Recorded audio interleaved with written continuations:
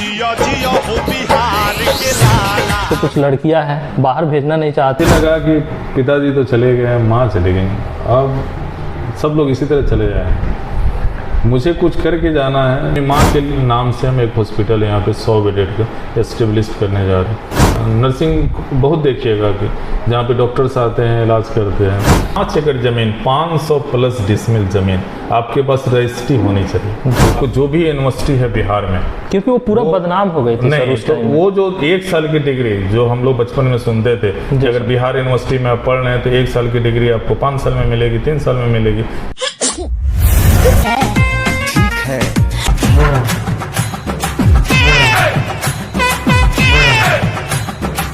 College का जो chairman है उनका क्या सजेशन है? चलिए, जय हिंद सर। जय, आइए बैठे। जी सर, थैंक यू सर। बताएं सर कैसे हैं? सर बहुत बढ़िया है सर। सर मुझे बहुत अच्छा लगा जो कॉलेज का जो सेटअप हुआ है ना।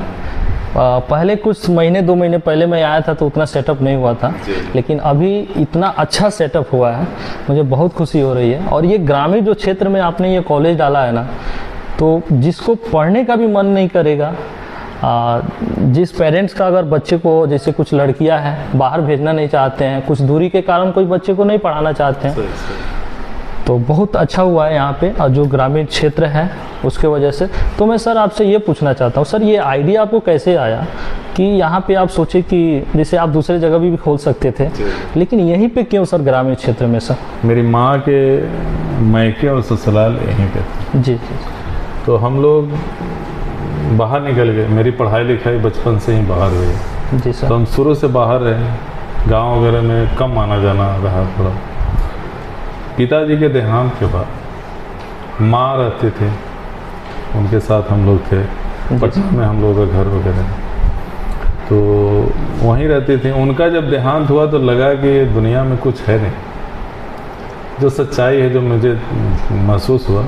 मुझे लगा कि कुछ करना चाहिए सोसाइटी के लिए, क्योंकि इस ड्यूरेशन में हमने अपने पढ़ाई लिखाई सब PhD इन एजुकेशन है। जी सर। पढ़ाई लिखाई कर लिया था, जॉब भी बहुत सारा किया था मैंने कॉलेजेज में, तो एक्सपीरियंस मेरी हो गई थी।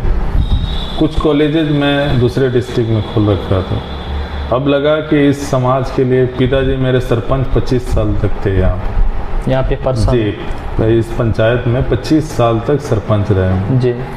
तो मुझे लगा कि पिताजी तो चले गए, माँ चली गई, अब सब लोग इसी तरह चले जाए, मुझे कुछ करके जाना है जो इस सोसाइटी को दे। इस विधानसभा में एक भी महाविद्यालय नहीं है। जैसे बहुत कि तकलीफ होती है सर। जैसे आप जानते हैं जनरल साहब कि सारे जो कॉलेजेस थे उसको गवर्नमेंट ने जो मिडिल स्कूल से उसको हाई स्कूल में प्रमोट कर दिया, हाई स्कूल को 10+2 में उसको अपग्रेड कर दिया।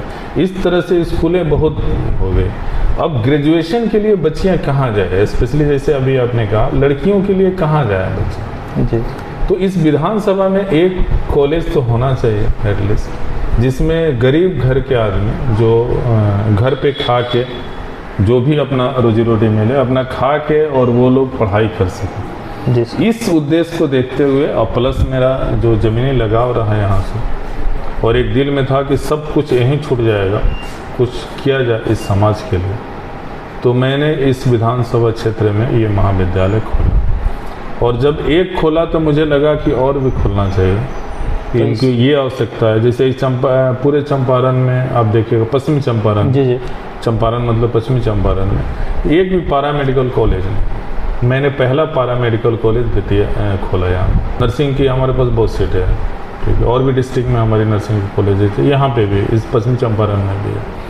और डिग्री कॉलेजेस भी हमने यहाँ पर एस्टेब्लिश किया। यहाँ भी बगहा के पास भैरवगंज गांव में भी हमारी 6 एकड़ की कैंपस है। ये जो कैंपस आप देखते हैं ये 11 एकड़ का कैंपस है जो कंटिन्यूसली बनते जा रहा है। अभी 70,000 बिल्डअप एरिया हुआ है यहाँ पे, आप देखेंगे सब कैंपस में लगा। और अभी जो न्यू दवाया है वो भी 40,000 का है, वो स्पेशली अलग बन अभी सर एक न्यू जो रूम बन रहा है वहाँ पे, तो उसमें हॉस्पिटल के लिए अपनी माँ के नाम से हम एक हॉस्पिटल यहाँ पे 100 बेडेड का एस्टेब्लिश करने जा रहे हैं।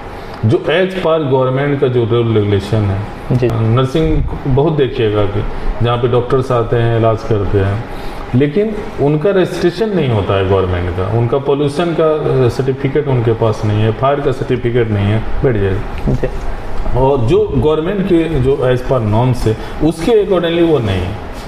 हॉस्पिटल तो खोल लिए लेकिन नॉर्म्स के अनुसार उनके नहीं है और ना ही उनका कोई रजिस्ट्रेशन है। नहीं तो ये जो सर लेकिन हम लोग जो करते हैं जी सर, वो गवर्नमेंट से पहले सर काम करा लेते हैं, उसके बाद ही हम लोग उसमें प्रक्रिया में आगे। तो सर ये हम कहीं के बैनर पे देखे हैं चंपारण ग्रुप ऑफ इंस्टीट्यूट, कोई अलग अलग बहुत सारा नाम ऐसा है, तो उसका ग्रुप बटा है सर? जी, ये एक ग्रुप है CGI, it means Champaran group of institute. ये कोई सोसाइटी या ये ट्रस्ट सोसाइटी रन करती है इसको। ये सोसाइटी के अंदर में कॉलेजेस चलते, कोई भी कॉलेजेस जो चलते हैं वो किसी न किसी सोसाइटी या ट्रस्ट के अंदर। आई थिंक इसको प्राइवेट कॉलेज भी बोल सकते हैं। प्राइवेट ही कॉलेज है, एफिलिएटेड कॉलेज है, मतलब बिहार सरकार से। बिहार सरकार से जो भी कॉलेजेस हैं इसमें वो सब बिहार गवर्नमेंट के ही कॉलेजेस हैं।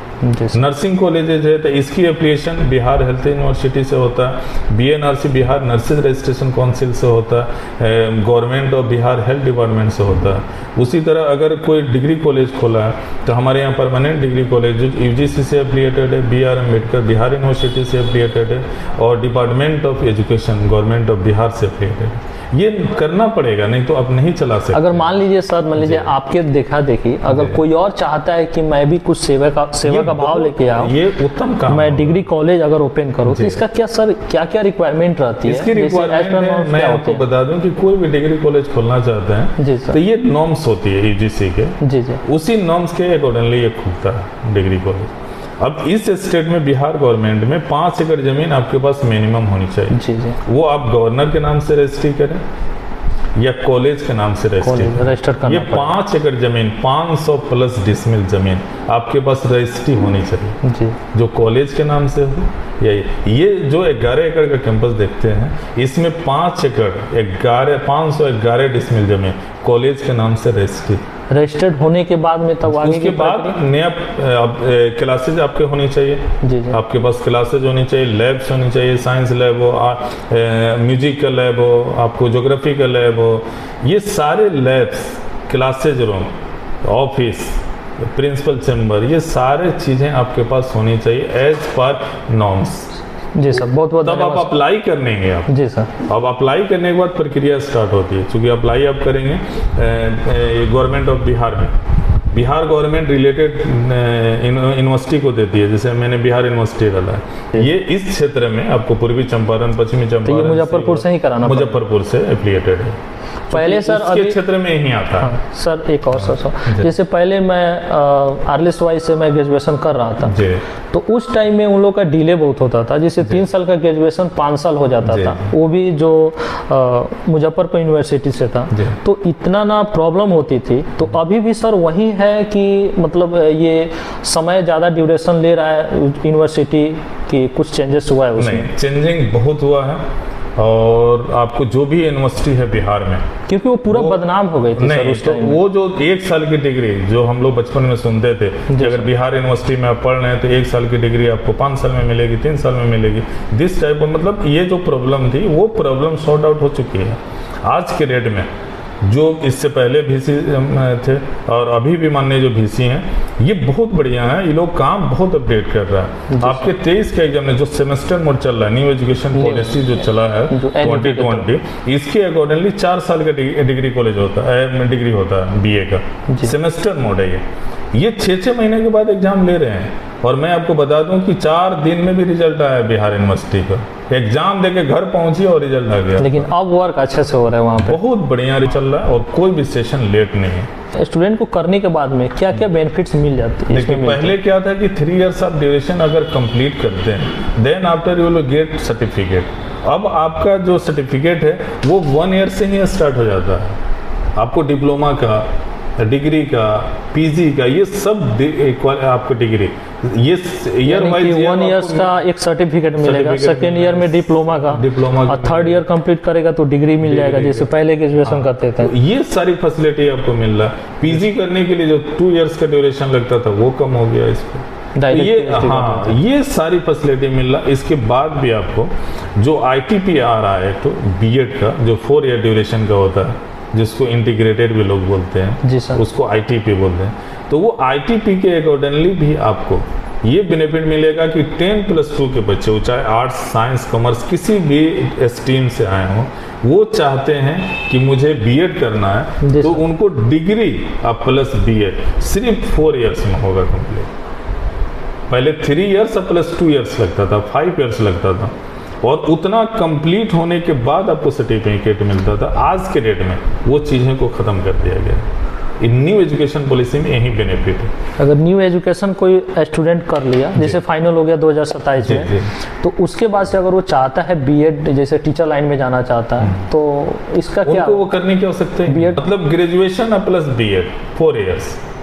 अच्छा, तो वो दूसरे विभाग हो गया, वो जैसे बीए प्लस बीएड, जैसे इंटीग्रेटेड। हाँ, इस तरह से भी आप बोल सकते हैं, उसको ITP बोलते हैं शॉर्ट फॉर्म। जी जी। हाँ, वो इंटीग्रेटेड बीएड बोलते हैं उसको।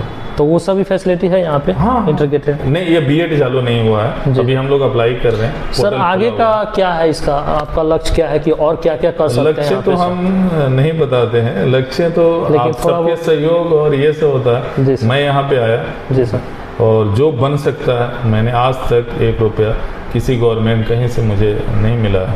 एक चापाकल तक मैंने अपने पैसा से लगाया है इसमें, जो हम लोग कमाए। तो जो भी स्टाफ है उसका पेमेंट सर? वो सब सेल्फ फाइनेंस कॉलेज है, जो फी आती है उसी से हम लोग मैनेज करते हैं। हैं। बहुत अच्छा लगा सर, आप Thank you कीमती so समय much. दिए हमको सर, बहुत बहुत ठीक है। धन्यवाद सर, Thank you. धन्यवाद सर।